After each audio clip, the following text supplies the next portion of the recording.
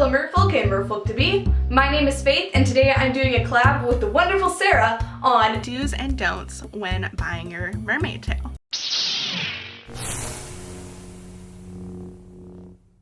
So there's a lot of things to take into consideration when you buy your mermaid tail, but here's a bunch of general guidelines. Do take your time researching what tail you want to buy. Don't go with the first thing you see on Google search. There might be a better option for you. Do save for the tail you want. It may be kind of hard, but don't just go for a tail that is really inexpensive or one that isn't your dream tail, because then you'll have to start all over again saving. In the long run, you'll wish you saved some money. Do work hard towards getting a tail. It'll give you a lot more satisfaction when you finally get there. I worked very hard and saved up a lot of money for my very first tail, my old fin fun one. Do consider making it before you buy it. You can create your own mermaid tail. I do have my gold DIY tail, which you can see some videos of on my channel, which I made myself, and I always feel very proud mer mama for making that tail. It's like I grew it myself. Do buy a tail that you think you will like. So do consider, again with the handmade, buying it from someone on Etsy or another site instead of a big retailer first, because it's nice to support small businesses and artists. Okay, but seriously, if you're going to buy a tail from eBay or Amazon, just make sure it's got a good monofin in it. Do stock the Mer Network classified sections for a while before buying any kind of tail or top, because you may find some really great things there that are recycled from other mermaids. You can reuse them, and they're usually at a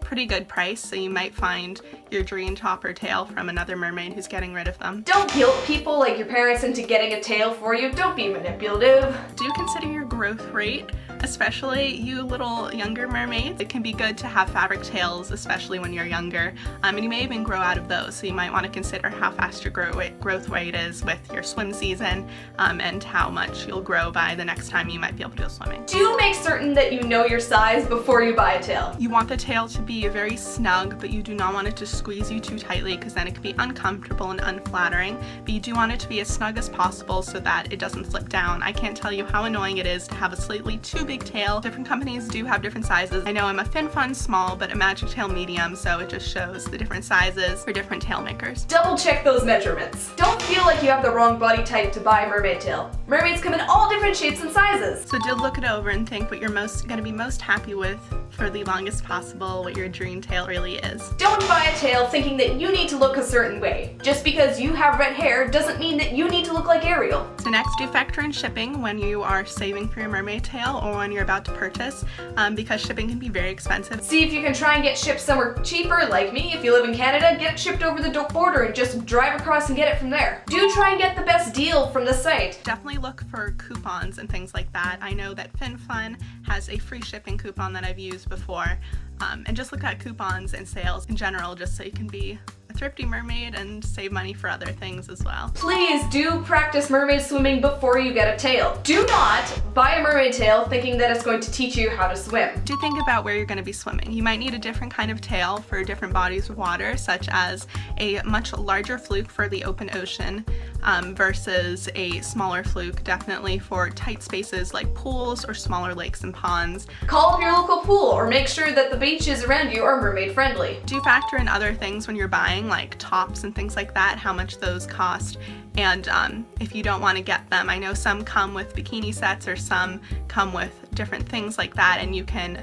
not get them with your tail and then save a little bit of money if you already have tops or you know that they're not going to work out the best. I just either make a top or use a top I already have to match the tail. And last but not least, don't immediately rip into your package with a knife.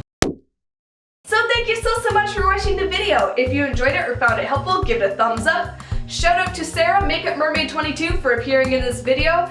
Check out her channel and the collab we did on hers, Pros and Cons of Being a Mermaid. She's a wonderful person, and I was so happy that we got to do a collab. So subscribe to her channel. She makes lots of mermaiding stuff, and she puts out content a lot more than I do, so definitely check her out. Subscribe to my channel if you haven't already to see more of my face and whatever weird thing I get up to next.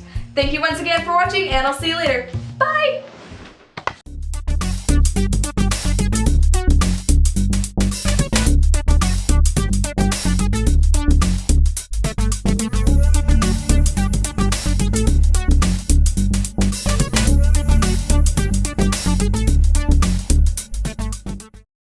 Shout out to Makeup Mermaid. Do you think